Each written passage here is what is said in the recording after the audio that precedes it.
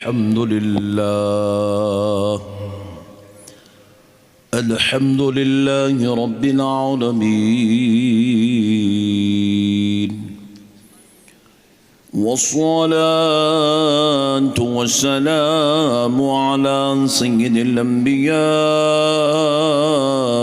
والمرسلين وعلى آله وأصحابه أجمعين الأكرمين.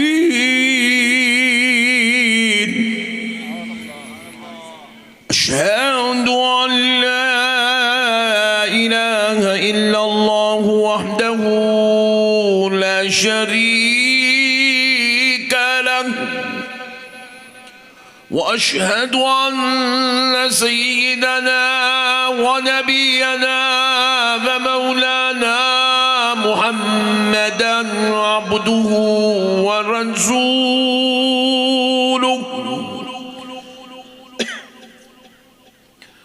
أما بعد فأعوذ بالله من الشيطان الرجيم. بسم الله الرحمن الرحيم.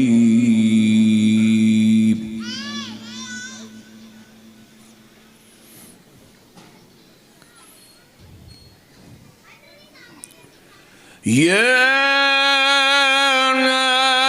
أيها الذين آمنوا اتقوا الله حق تقاته ولا تموتن إلا وأنتم مسلمون. سبحان الله. وقال الله عز وجل في كلام الله القديم والعظيم: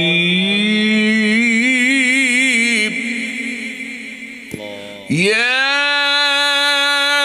أيها الذين آمنوا اتقوا الله وقولوا قولا سديدا يصلح لكم أعمالكم ويغفر لكم ذنوبكم، ومن يطع الله ورسوله فقد فاز فوزا عظيما. صدق الله العظيم وبلغنا رسوله النبي الكريم، ونحن على ذلك لمن الشاهدين والشاكرين، والحمد لله والحمد لله والحمد لله رب العالمين.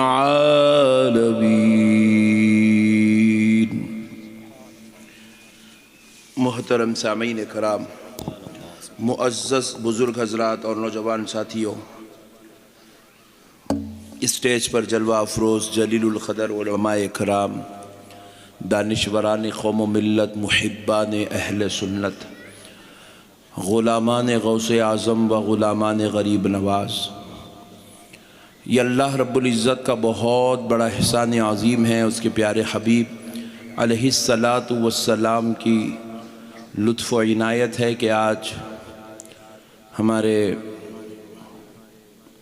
نوجوان دوست محترم ارباز صاحب کے عقد سے پہلے اس تقریب خوش آئند میں ہم سب کو حاضر ہونے کا موقع اور شرف ملا ہے۔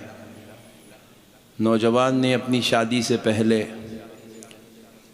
سرکار سیدنا غوث الاعظم دستگیر رضی اللہ تعالیٰ عنہ کے جشن کا اہتمام کیا۔ ان کو اور ان کے والد جناب سلیم صاحب کو ان کے دیگر تمام رشتہ داروں کو دل کی گہرائیوں سے مبارکباد پیش کی جاتی ہے کہ انہوں نے شادی سے پہلے یہ بہترین اہتمام کر کے دنیا میں جو چل رہے ہیں سارے بد رسم و رواج کا خاتمہ کرنے کا جو ارادہ کیا، اللہ اس کا بہتر سے بہتر جزا اور بدلہ ان کو عطا فرمائے، اور ارباز صاحب کی زندگی کو، ان کی اہلیہ کو، ان کو اللہ کروڑوں کروڑوں خوشیاں نصیب فرمائے، اور اللہ تعالیٰ اپنے حبیب پاک کے صدقے و طفیل سے ان کو نیک صالح متقی پرہیزگار اولاد عطا فرمائے۔ ان دونوں خاندانوں کو اللہ تعالیٰ تا دم حیات خوشیوں سے سرفراز کرے، خوب برکتیں، رحمتیں، فضل اور کامیابیاں عطا فرمائے۔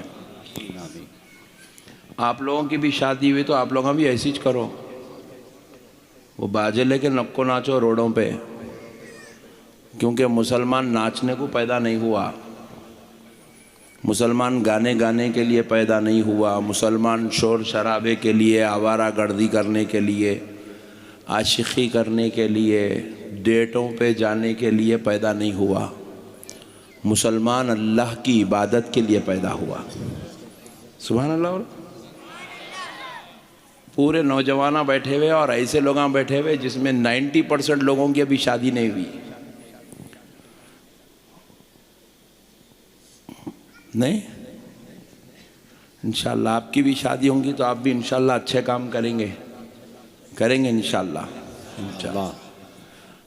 دیکھیے پیارے دوستو، آج ہم سرکار سیدنا غوث الاعظم دستگیر رضی اللہ تعالیٰ عنہ کے حوالے سے قرآن پاک اور احادیث مبارکہ میں جو اولیاء اللہ کی شان و رفعت بیان ہوئی ہے اس پر روشنی ڈالنے کی سعادت حاصل کرتے ہیں۔ چند باتیں عقیدے سے متعلق سرکار غوث پاک کے حوالے سے آپ کے گوشے گزار کرتا ہوں، پھر اس کے بعد انشاءاللہ کچھ دیر ہمارے معاشرے میں جو برائیاں چل رہی ہے اس کی اصلاح کے لیے بات کرتے ہیں۔ میں امید کرتا ہوں کہ آپ حضرات انشاءاللہ تعالیٰ اس گفتگو کو اپنے دل میں جگہ دیں گے اور اپنی ایمان کو تازہ کرنے کی سعادت حاصل کریں گے۔ آج کل معاشرے میں کئی قسم کے لوگ ہیں اور غلط صحبتوں میں بیٹھتے ہیں تو ان کی عادتیں بھی غلط ہو جاتی ہے، ان کا عقیدہ بھی غلط ہو جاتا ہے، لیکن جن کو اچھی صحبت نصیب ہوتی ہے تو پھر وہ لوگ اچھی عادتوں کے بھی مالک بن جاتے ہیں اور ان کا عقیدہ بھی اچھا ہو جاتا ہے۔ اسی لیے زندگی میں انسان کو اچھی صحبتوں میں بیٹھنا چاہیے۔ ایسے آدمی کی صحبت میں بیٹھیں جس کا دل مدینے والے مصطفیٰ کی محبت میں تڑپتا ہو، ایسے آدمی کی صحبت میں بیٹھیں جس کے دل میں بزرگوں کا ادب بھی ہو، بڑوں کا احترام بھی ہو، اللہ والوں سے محبت بھی ہو، اہل بیت پاک سے الفت بھی ہو۔ تو ایسے لوگوں کی صحبت میں جب آپ بیٹھتے ہیں تو پھر آپ کی زندگی میں اچھے نتائج برآمد ہوتے ہیں۔ لیکن جب بے ادبوں، گستاخوں کی صحبت میں بیٹھتے ہیں، جو نبی کی شان کا انکار کرتا ہے، حضور کے علم غیب کا انکار کرتا ہے، حضور کو اپنی طرح سمجھتا ہے، حضور کی شان اور رفعتوں پر اعتراض کرتا ہے، حضور پاک علیہ الصلوۃ والسلام کی بے ادبیوں کو بھی وہ کوئی بری بات نہیں سمجھتا، کبھی کبھی گستاخیاں بھی کر جاتا ہے، تو ایسے ظالموں کی صحبت میں جب ہم بیٹھتے ہیں تو نہ صرف ہماری زندگی برباد ہوتی ہے بلکہ ہماری آخرت بھی برباد ہو جاتی ہے، خدا کا غیظ و غضب ہماری جھولیوں میں ڈال دیا جاتا ہے۔ اسی لیے پیارے دوستو، بد عقیدوں، بے دینوں، بد مذہب لوگوں کی صحبت میں ہرگز نہیں بیٹھنا۔ آپ میں سے کسی کو سوال آ رہا ہوگا، اگر وہ بد مذہب، بد عقیدہ اگر ہمارا چچا ہو تو چچا کی صحبت میں بھی نہیں بیٹھنا، اگر وہ بد عقیدہ ہمارا ماموں ہو تو ماموں کی صحبت میں بھی نہیں بیٹھنا، اگر وہ بد عقیدہ اگر ہمارا سسر ہو، سسر کی صحبت میں بھی نہیں بیٹھنا۔ کیوں نہیں بیٹھنا؟ فارمولا یہ ہے، جو نبی کا نہیں وہ ہمارا نہیں ہے۔ سبحان اللہ۔ جو نبی کا نہیں وہ، ذرا پیچھے والے بولتے ہیں، جو نبی کا نہیں وہ ہمارا نہیں ہو سکتا۔ ہمارا وہی ہے جو آمنہ کے لال کا ہے۔ جو نبی سے محبت کرنے والا ہے وہ ہمارا ہے، اور جو نبی سے محبت نہیں کرتا، بغض و عناد رکھتا ہے، ایسے بدبخت سے ہمارا کوئی تعلق نہیں ہو سکتا۔ تو دیکھیے، اللہ رب العزت نے اولیاء کاملین کے لیے، اولیاء اللہ کے لیے، محبوبوں کے لیے قرآن پاک میں مختلف مقامات پر اللہ نے محبوبوں کا ذکر کیا. ایک دو جگہ نہیں، سینکڑوں جگہوں پر اللہ نے محبوبوں کے تذکرے کیے. کہیں ان کے اخلاق کا تذکرہ کیا، کہیں ان کی راتوں کی شب بیداریوں کا تذکرہ کیا، کہیں ان کے راستوں میں چلنے کا تذکرہ کیا، کہیں ان کے بستروں پہ آرام کرنے کا تذکرہ کیا، کہیں ان کے ذکر و اذکار کرنے والی کیفیات کا تذکرہ کیا. اللہ نے اپنے محبوبوں کے جو ہے اخلاق حسنہ کا تذکرہ کیا، محبوبوں کی شان بیان کیا، رفعت بیان کیا. ارے حد تو یہ ہے وہ خدا ہو کر ولیوں کی کرامت کا ذکر قرآن پاک میں فرمایا ہے. ذرا زور سے، ولی کی کرامت کا ذکر قرآن میں ہے.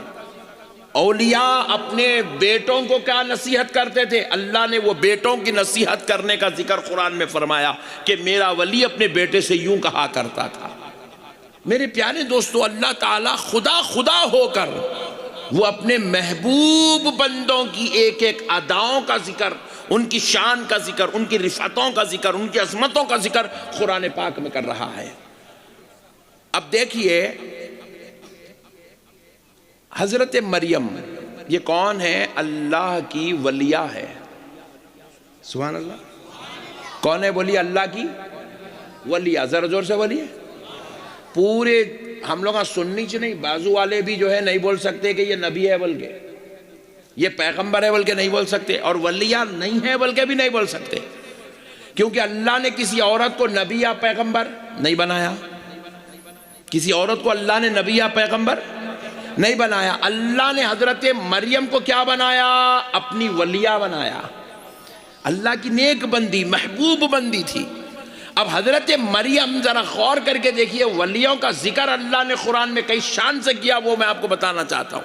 حضرت مریم جو تھی یہ اپنے خالو جان حضرت زکریا علیہ السلام کی نگرانی میں، ان کی کفالت میں رہتی تھی. حضرت زکریا جو ہے حضرت مریم کی کفالت کرتے تھے. اور حضرت مریم کہاں رہتی تھی؟ مسجد اقصی بیت المقدس جو فلسطین میں ہے، اس مسجد اقصی بیت المقدس کے قبلے کی طرف ایک حجرہ تھا، اس حجرے میں حضرت مریم رہا کرتی تھی.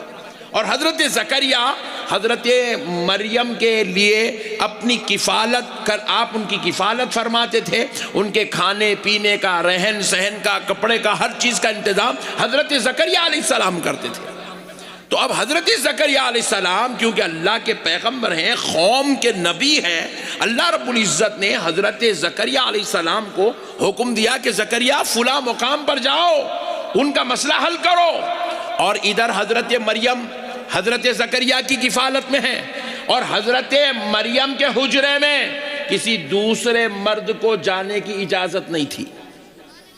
سوائے حضرت زکریا کے کوئی نہیں جاتے تھے. صرف اللہ کا پیغمبر، اللہ کا نبی ان کے حجرے میں تشریف لے جاتا ہے. اور وہ کون ہے؟ حضرت مریم کے خالو جان ہیں. حضرت مریم ان کی بیٹی، بھتیجی، بھانجی ہے. اب ذرا غور کیجئے گا پیارے دوستو، اب حضرت زکریا ادھر تشریف لے گئے اللہ کے حکم پر. جب جا رہے تھے تو 2 دن کا کھانا آپ نے اپنی اس بچی کے حجرے میں رکھ دیا. حضرت مریم کے کہا بیٹے میں اللہ کے حکم سے جا رہا ہوں اور آپ کے لیے یہ کھانے کا انتظام کر رہا ہوں، آپ اسے تناول فرمائیں، میں جلدی وہ کام نپٹا کے آ جاؤں گا. آپ جب ادھر گئے اللہ کے حکم سے تو ادھر آپ کو تاخیر ہو گئی، کام میں وقت لگ گیا، کچھ اور دن گزر گئے. اب ادھر بڑے بے چین ہیں، میں تو وہاں 2 دن کی غذا رکھا تھا، مگر اب میری بچی 2 دن کا غذا تو کھا چکی ہوگی، اب میری بچی بھوکی ہوگی، پیاسی ہوگی. حضرت مریم کے بارے میں سوچ کر حضرت زکریا بے چین ہو رہے ہیں، اور 2-4 دن اضافہ ہو گئے. آپ بڑے پریشان ہیں، کوئی غیر مرد حجرے میں جا نہیں سکتا، کوئی کھانا پہنچا نہیں سکتا، کوئی خیر خیریت دریافت نہیں کر سکتا. میری بچی میری کفالت میں ہے، میں اپنی بچی کے اس پاس سے اتنی دور ہوں کہ وہاں ان کے لیے کھانے کا انتظام نہیں کر سک رہا ہوں. بڑی مشکلوں سے وہ کام نپٹا کر، وہ کام ختم کر کے حضرت زکریا جن کو 2-4 دن تاخیر ہو گئی، وہ دوڑے دوڑے مسجد اقصی میں آئے. مسجد اقصی بیت المقدس سے آپ حضرت مریم کے حجرے میں داخل ہوئے. تو اب دیکھو قرآن اس واقعے کو نقل کر رہا ہے، قرآن بیان کر رہا ہے. کہ حضرت مریم کے حجرے میں جب حضرت زکریا داخل ہوئے تو کیا دیکھتے ہیں کہ حضرت مریم کے پاس لذیذ میوے رکھے ہوئے، غذا رکھی ہوئی ہے، انتہائی خوشبودار غذا، تر و تازہ میوے رکھے ہوئے ہیں۔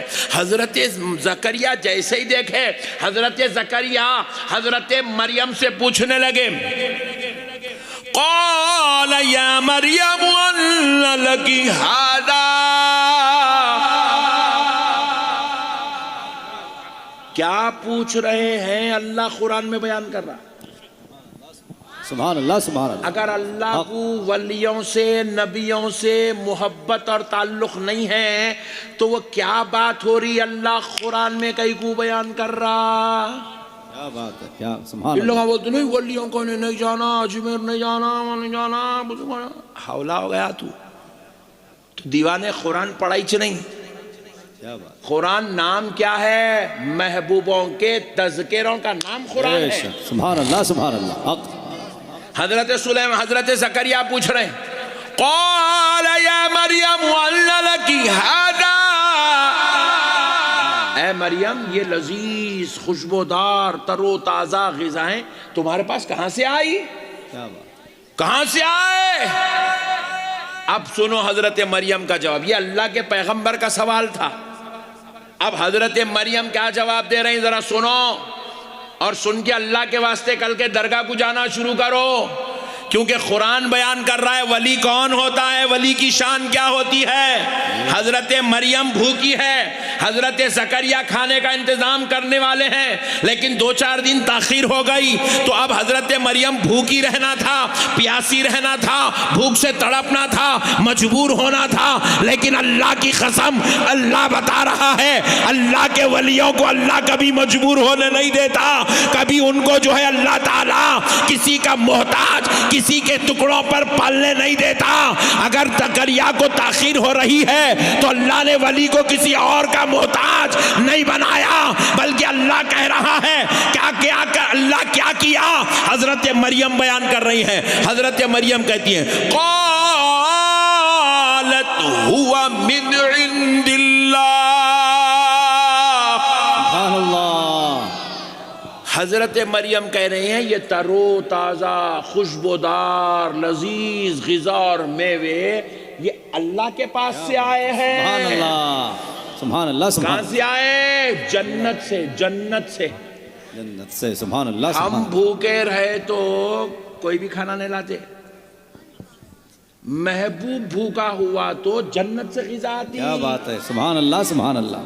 محبوب بھوکے رہتے ہیں تو جنت سے غذا آتی ہے، قرآن گواہ ہے، قرآن۔ پھر اس کے بعد حضرت مریم آگے کیا کہہ رہی ہیں؟ ان اللہ یرزق من یشاء بغیر حساب، سبحان اللہ۔ بے شک یہ غذا اس رب کی پاس سے آئی ہے جو بے حساب رزق دینے پر قادر ہے۔ سبحان اللہ سبحان اللہ۔ حق۔ اللہ والوں کو کھانا کہاں سے آتا ہے، کون پہنچاتا ہے، کون بھیجتا ہے، اللہ قرآن پاک میں ذکر فرما رہا ہے۔ سبحان اللہ سبحان اللہ۔ میرے دوستو، لوگاں بولتے ولیوں کا ذکر قرآن میں بھی حولے، تو قرآن کو پڑھائی کا عمل کے تو قرآن کو جو ہے سمجھا کہ عربی کتاب ہے سمجھ کے پڑھا۔ قرآن کو پڑھنے سے پہلے جامع عشق محمد پی کے پڑھا تو قرآن تیرے کو سمجھ میں آتا ہے۔ کیا بات ہے، حق ہے۔ حضور کی محبت کا، عشق کا جام پی لے پہلے، پہلے عاشق بن، پھر قرآن پڑھ۔ قرآن کی ایک ایک آیت میں تجھے ولایت کی خوشبو نظر آئے گی، محبوبیت کی خوشبو نظر آئے گی، نبوت کی خوشبو نظر آئے گی، اللہ کے پیار کی خوشبو نظر آئے گی۔ جہاں وہ الہکم الہ واحد کہہ کر خدا کی عظمت، اس کی الوہیت، اس کی شان کا ذکر ملے گا، وہیں اسی قرآن میں وما ارسلناک الا رحمۃ للعالمین کہہ کر میرے مصطفیٰ کی رحمت کا ذکر بھی ملے گا۔ الا ان اولیاء اللہ لا خوف علیہم ولا هم یحزنون کہہ کر اللہ کے محبوب ولیوں کا ذکر۔ سبحان اللہ سبحان اللہ سبحان اللہ۔ حق، سبحان اللہ۔ اللہ اکبر، یا رسول اللہ۔ یا علی سبحان اللہ سبحان اللہ اللہ نعرے حیدری لگائے نو سبحان اللہ اللہ ان کی عمر 100 سال کر دے مولا آمین کہے کو بول رہا ہوں میں معلوم یہ علی کے بچوں کا ذکر بھی قرآن میں ہے سبحان اللہ انما يريد الله ليذهب عنكم الرجس اهل البيت